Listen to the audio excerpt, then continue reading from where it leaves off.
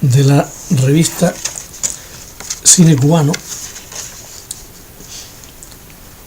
número aniversario 45.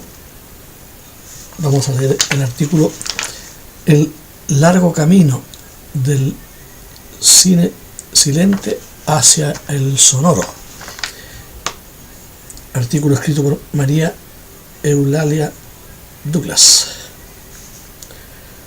Y dice: para una mejor comprensión de este trabajo, considero necesario referirme a las dificultades que implican una investigación de este tipo en un país subdesarrollado en que no ha sido preservada la memoria del cine.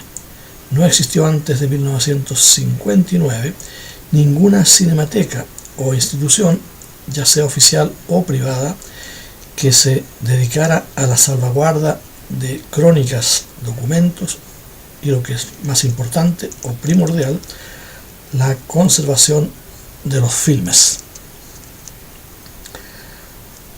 Salvo la Filmoteca Universitaria, que se dedicó más bien a ofrecer cursillos de apreciación, cine debates, y conservó películas pero no documentación.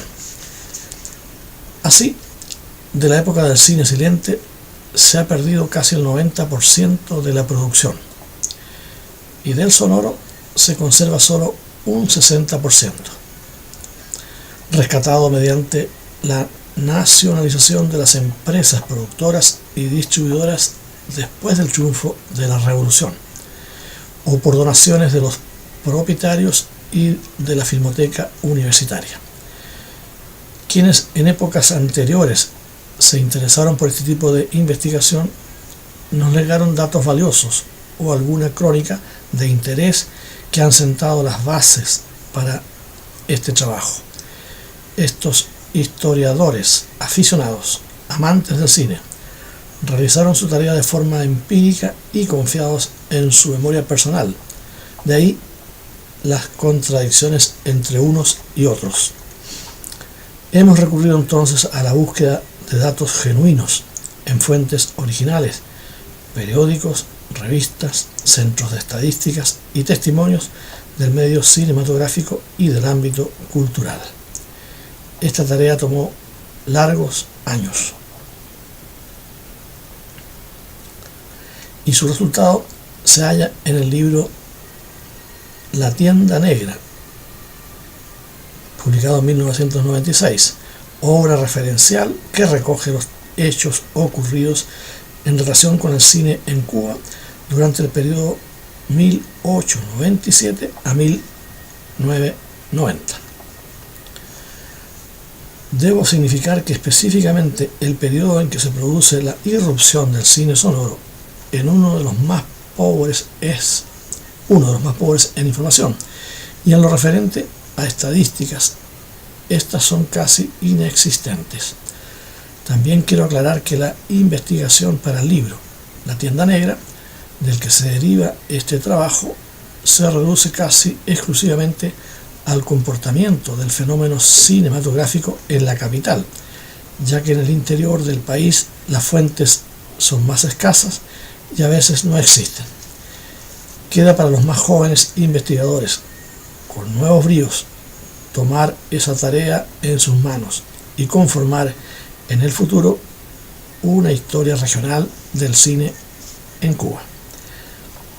La situación geográfica de Cuba, privilegiada con respecto al continente americano, a la entrada del Golfo de México y punto prácticamente obligado de arribo y partida en la vía marítima hacia Europa, hace que a la isla lleguen temprano las novedades, modas e inventos del viejo continente, antes que a otros países de América. Desde la primera mitad del siglo XIX se muestran en Cuba aparatos que son antecedentes del cine, creados en un intento por captar la imagen en movimiento. A finales del siglo, cuando Cuba se encontraba en plena lucha por una independencia escamoteada por la intervención de los Estados Unidos en la guerra hispano-cubana, llega el invento del cinematógrafo, se muestra por primera vez al público el 24 de enero de 1897 por Gabriel Veire, representante de la Casa Lumière. La cercanía de esta nación hizo de las principales ciudades cubanas, como de sus incipientes industrias menores y de su tradicional producción principal, el azúcar, terreno fértil para la inversión de capitales. En cuanto al cine, esta influencia se reflejó con una fuerza que no siempre alcanzó parangón en los países vecinos. La vinculación de sus asuntos cinematográficos con otros ya establecidos en la preferencia pública, la proliferación de cines y empresas que tomaban el séptimo arte como terreno de exploración económica, se pondrán fácilmente en evidencia con el transcurrir de los años. Como en otras partes, el cinematógrafo despertó el interés y la curiosidad de lo nuevo en los primeros años, pero a principios del siglo XX el interés disminuyó debido a la dificultad de renovar las vistas. El público se alejaba de un entretenimiento que ya conocía de memoria. En 1905, algunos interesados comenzaron a traer nuevas vistas y se convirtieron en distribuidores. Gaumont, Pathé, Edison, Biograph y otros competían en la preferencia del público. Las pantallas se llenan con productos europeos principalmente y cubanos. El negocio de la distribución y la exhibición estará en manos de cubanos hasta que termine la Primera Guerra Mundial. La producción se inició en la isla con alguna regularidad en 1906, con cortos documentales y algunos de ficción. Es en 1913 cuando Enrique Díaz Quesada realizó el primer largometraje de ficción, Manuel García o El Rey de los Campos de Cuba.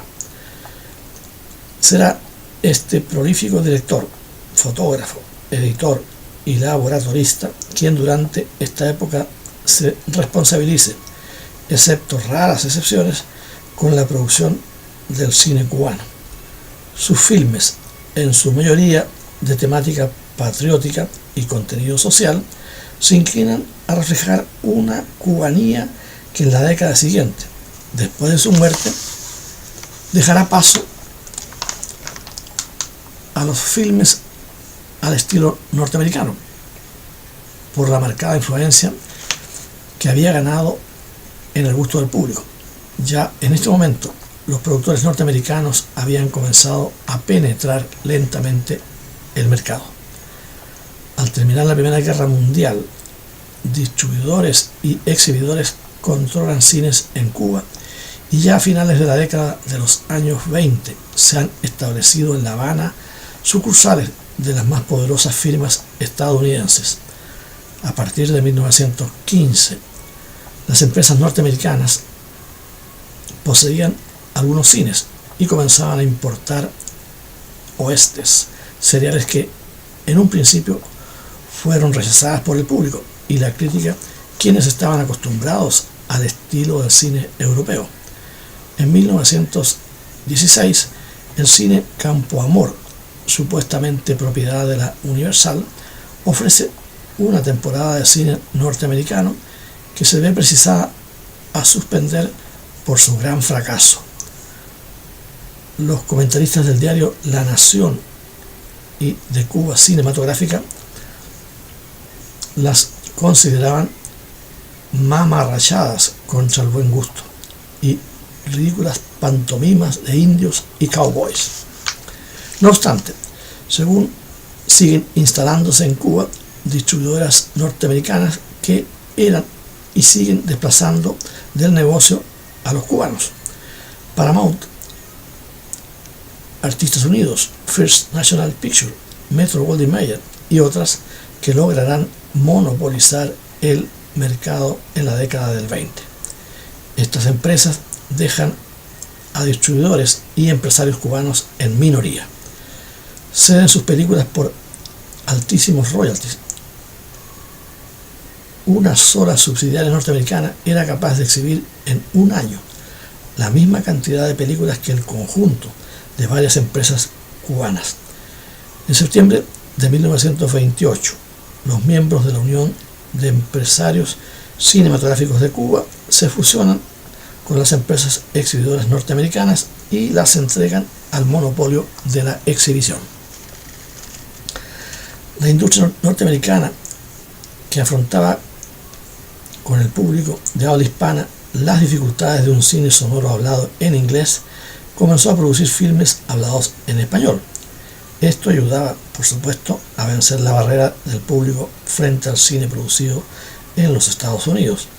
Ya al final de la mencionada década se exhiben en Cuba filmes como Cascarrabias, El cuerpo del delito, Desfile del amor, Desfile de la Paramount, todos hablados en español.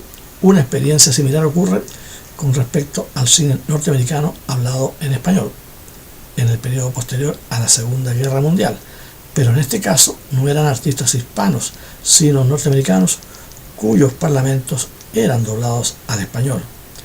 Como en la etapa anterior de los años 20, esta solución fue un fracaso en el público. Evidentemente, el cine como entretenimiento llegó a la isla para quedarse y significó una actividad cultural importante para el público. Sin embargo, el país se estaba preparando para enfrentar la competencia con Europa, ni con los Estados Unidos. A pesar de que se hicieron numerosos intentos, nuestros cines nutrían sus funciones con la producción extranjera. En cuanto a la distribución y la exhibición, los mecanismos del país tenían un carácter ingenuo, personal. No existían verdaderos mecanismos económicos que le permitieran un público mayoritariamente joven que componía la población de los años de la posguerra, se vio atraído por un cine más dinámico, con fórmulas más populares y acordes a un estilo de vida que iba cambiando a medida que aumentaba la penetración yanqui en nuestro país. Así vemos como ya en la década del 20 el cine norteamericano había destronado al europeo y sus grandes estrellas habían sido sustituidas en el favor de los espectadores por los actores norteamericanos. Alrededor de 1923 ya el negocio de la exhibición estaba controlado por los norteamericanos, que contaban con varios cines para mostrar sus filmes. Un periodo de bonanza económica en el país debido al alza del precio del azúcar en el mercado como consecuencia de la Primera Guerra Mundial incide en el medio cinematográfico. De 200 salas de cine que funcionaban en 1910 aumentan a 350 en 1920. Surgen nuevos realizadores y pequeñas empresas que, aunque perduran muy poco tiempo, aumentan el número de filmes de ficción de 17 en la década del 10 a 41 al terminar 1930. Estos productores, para poder competir sin lograrlo con el monopolio yanqui de la exhibición, imitan las películas norteamericanas y abandonan la temática nacionalista e histórica que aparecía en algunos filmes anteriores. Ya por esta época, los productores cubanos más estables y solventes, Santos y Artigas, habían abandonado el campo de la producción en 1919 y se dedicaban solo a la distribución. Este aumento en la producción no significa que se establezca una industria de cine en el país. Sigue siendo un negocio azaroso y esporádico que en el 90% de los casos termina en bancarrota. La competencia con el mercado americano era imposible. Las películas cubanas nunca llegaron a alcanzar el nivel técnico ni artístico de las americanas, ni ya tenían el respaldo del público de que gozaran en la etapa anterior. Émulos de Chaplin, Fatih Arbuckle, Rodolfo Valentino no podían suplir a los verdaderos. Llega a La Habana en medio de esta situación en 1926 el inventor norteamericano Lee De Forest, descubridor del tríodo que había dado solución a la amplificación del sonido. Ofrece la primera demostración de sonido que se hace en Cuba por medio del sistema Phonofilms, y el 1 de febrero hace una demostración en el Teatro Nacional, un corto musical en que aparecía Eva Leoni interpretando varios números, escenas de la ópera La Traviata, el violinista Max Rosen y la cupletista Conchita Piquer. El acontecimiento llenó de público el teatro y contó con la presencia del presidente de la República, Gerardo Machado, el conocido como Burro con Garras, quien, entusiasmado con el invento, facilitó a De Forest 50.000 pesos de la época, con los que se instaló en el Castillo de la Fuerza. Lo asistía el ingeniero cubano Enrique Cruzet, que había trabajado con él en los Estados Unidos y con quien filmó un documental en que aparecían vistas del malecón de La Habana, el Teatro Nacional, un sorteo de la Lotería Nacional, la Guardia Presidencial, la soprano Luisa María Morales cantando Noche Azul, la banda del Estado Mayor y un solo de flauta de Luis Casas Romeros interpretando el himno nacional. Después de este intento sonoro se pierde el rastro de Lee De Forest y su laboratorio y el dinero. Sin embargo, el general Machado, confiado en el cine sonoro como medio de propaganda, funda a finales de esa década un departamento de cinematografía que edita un noticiero silente para la exclusiva propaganda de su gobierno. También durante una nueva película sonorizada por el sistema Vitaphone, Don Juan, con John Barrymore, todavía utilizaba el sistema de discos para el sonido.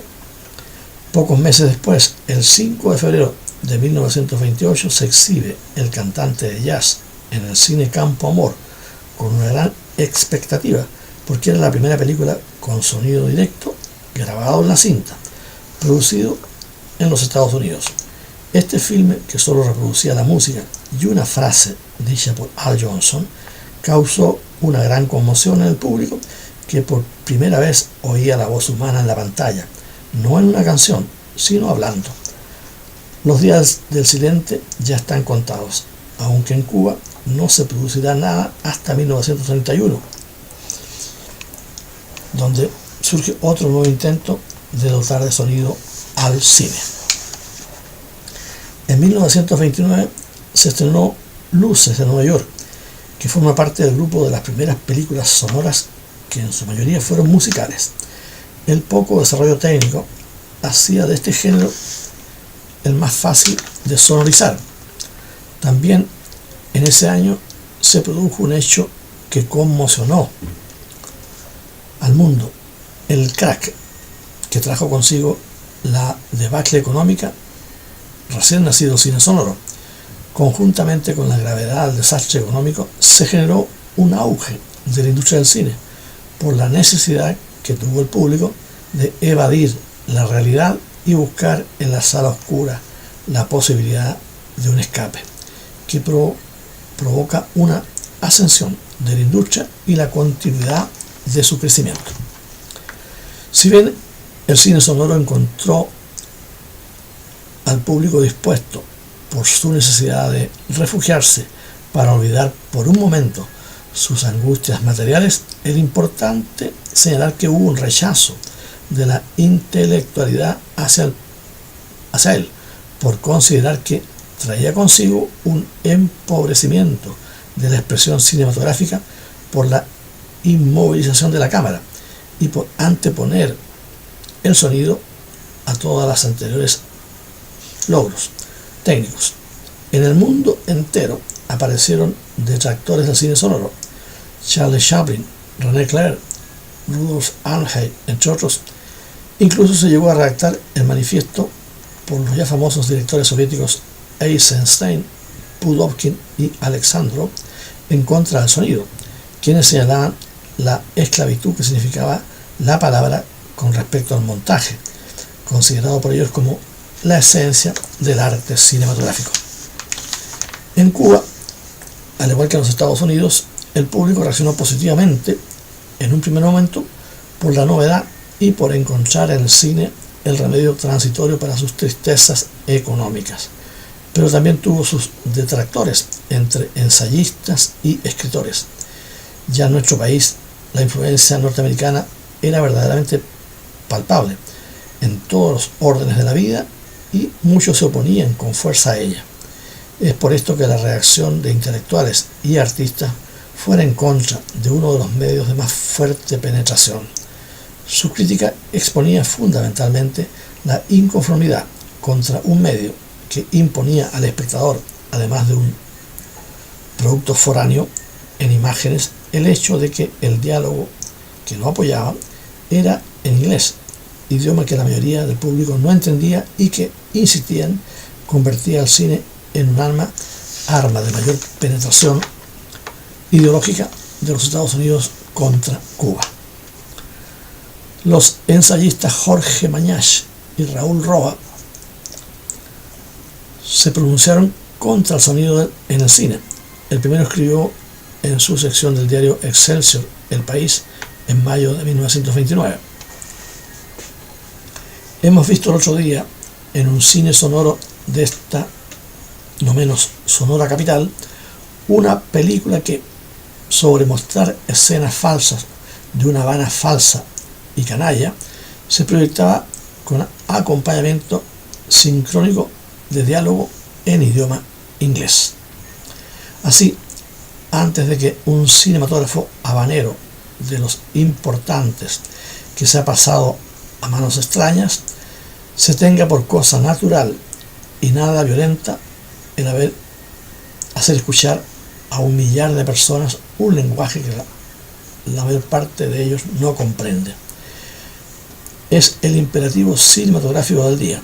Si los cines siguen pasando a monopolio extranjero, día llegará en que ese imperativo esté acuñado ineludiblemente con el diálogo en inglés. Y por su parte, Raúl Roa agregaba: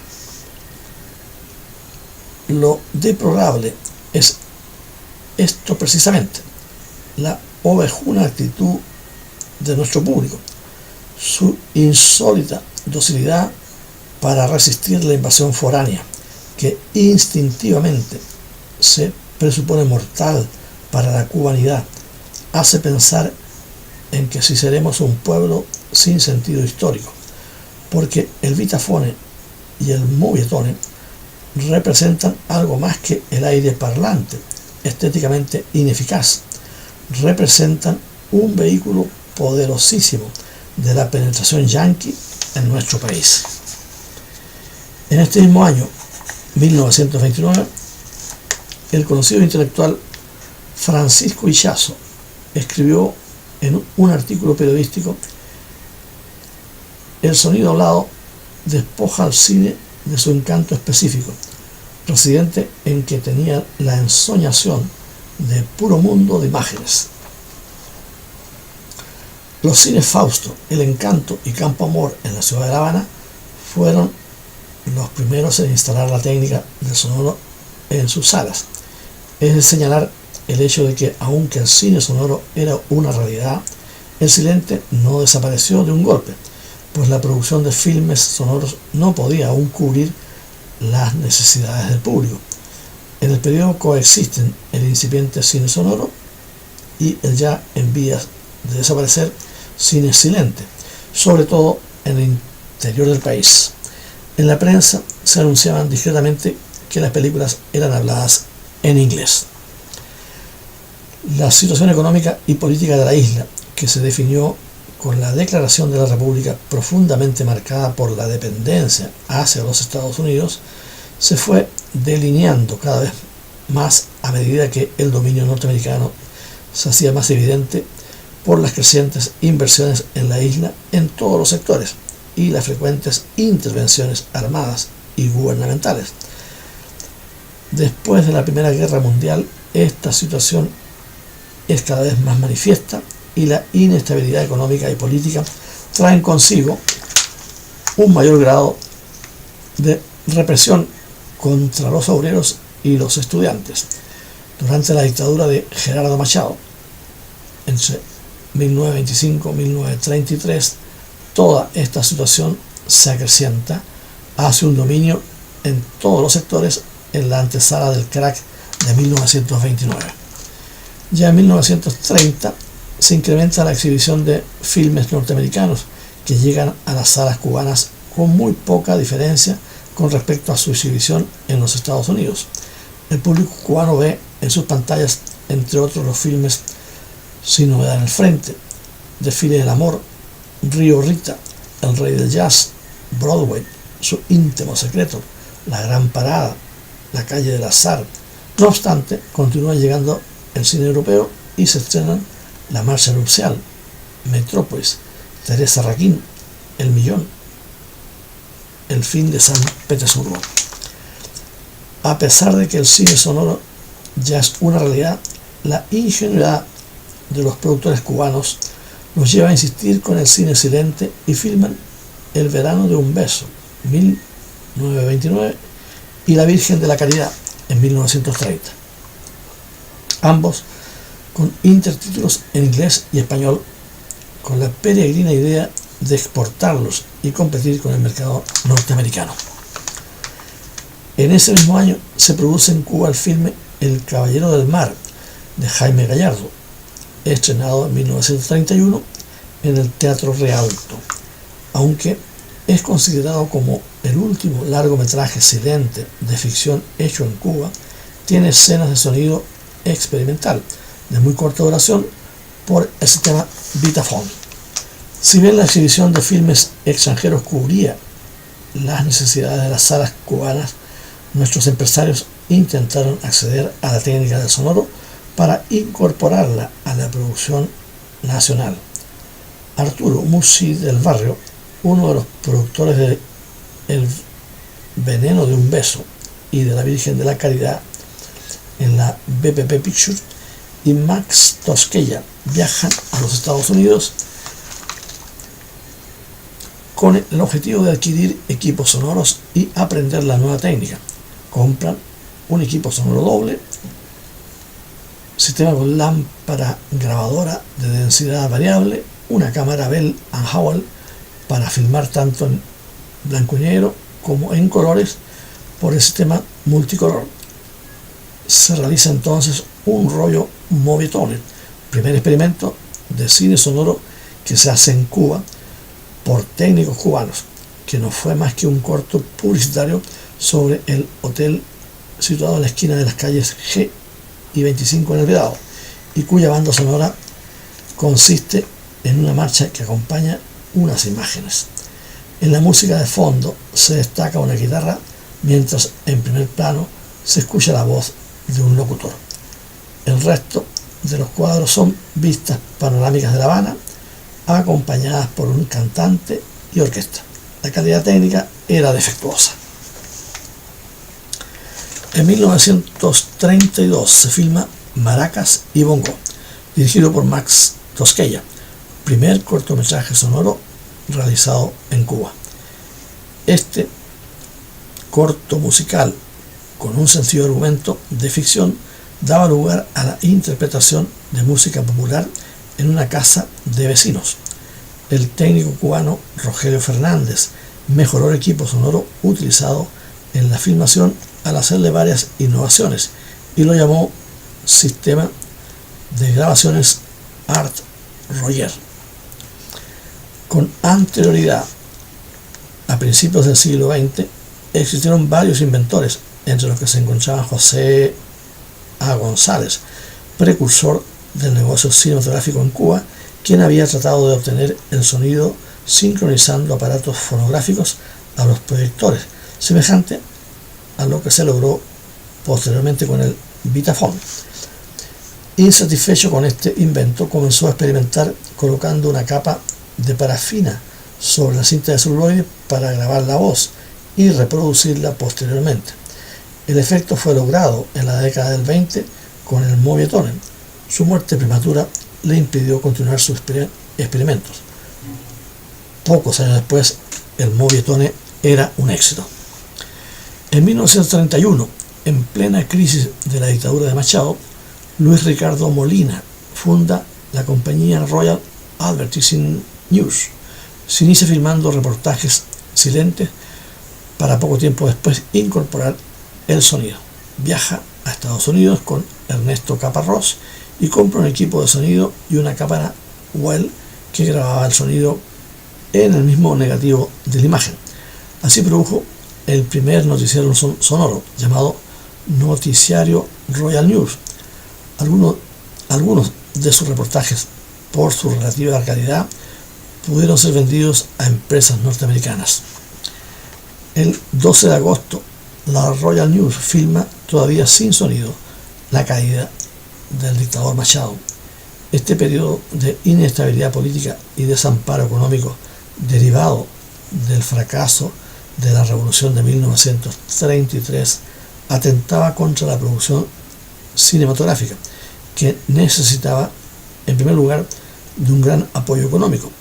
La precaria situación, combinada con la compleja técnica del cine sonoro, ahogan la posibilidad de llevar a cabo cualquier proyecto nacional.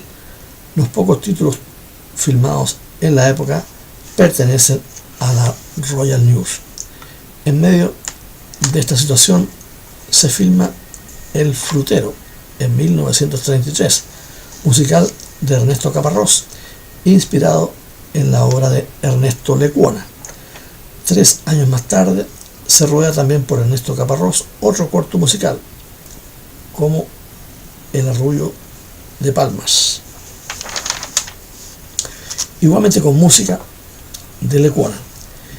Este mismo realizador dirige en 1938 Tam Tam, o El Origen de la Rumba. El cine sonoro era un hecho innegable, al que los empresarios cubanos no podían sustraerse. Se comienzan a habilitar más salas para la explotación de los filmes con estas características, y se estrenaron en Cuba durante este periodo filmes norteamericanos, hispanos, europeos, mexicanos y argentinos, entre ellos La Dama de las Camelias, El Día que me quieras, La Kermes Heroica, Allá en el Rancho Grande y Madreselva, entre otros. En 1937, la Royal News continúa haciendo esfuerzos por producir películas sonoras y filma el reportaje La Tragedia de Cali, sobre las honras fúnebres a 7 militares cubanos fallecidos en un accidente de aviación. El 19 de julio de 1937 se estrena en las salas Radiocine y Pairet de La Habana el primer largometraje sonoro cubano, La Serpiente Roja, dirigido por Ernesto Caparrós y realizado en cooperativa con un mínimo de recursos, equipos y servicios de la Royal Advertising News. Este filme, basado en un exitoso programa radial de aventuras escrito por Félix B. Cainet, tenía como personaje principal un detective chino llamado Chan Li Po. Recaudó, gracias a una buena propaganda y a la popularidad de los episodios radiofónicos, más de 50.000 pesos en 3 meses, no obstante su poca calidad. Con este filme se demostró que no existía interés alguno por eludir a la realidad nacional. La historia transcurre en un viejo castillo londinense, con mayordomo, misterios de la época y la consabida chimenea que aparecerá en otros filmes cubanos, en salones a través de cuyas abiertas ventanas resplandece un sol reverberante y se ven los penachos de las palmas mecidos por la brisa tropical. Aprovechando el interés del público por una tira cómica publicada los domingos en el periódico El País, Manolo Alonso, con ayuda de otros dibujantes, realiza el primer dibujo animado cubano, sonoro, Napoleón, el faraón de los sinsabores, corto de 2 minutos de duración, en blanco y negro y 35 milímetros, realizado de forma artesanal. El empeño fracasó al no encontrar exhibidor y tiene su antecedente en la única animación silente de que se ha encontrado información, Conga y Chambelona, de Rafael Blanco, realizada en 1919 y que tuvo una exhibición privada en Nueva York en 1920, a la que asistieron empresarios de Cuba y de Estados Unidos y políticos de ese país. El año de 1938 es vital para el cine sonoro cubano, porque se propone establecer una industria cinematográfica nacional, y es un año rico en proyectos y en constitución de casas productoras que pretenden realizarlos. Se funda la Compañía Cinematográfica Cubana, CCC, dirigida por Juan Menéndez, que no logra cumplir sus objetivos de filmar películas de ficción y se dedica a procesar documentales y noticieros. Musi del Barrio y Max Tosquella, que desde un inicio estuvieron vinculados al negocio del cine sonoro, fundan la Compañía Habana Industrial Cinematográfica, CHIC. Adquieren equipos en los Estados Unidos y contratan algunos técnicos norteamericanos para entrenar a cubanos.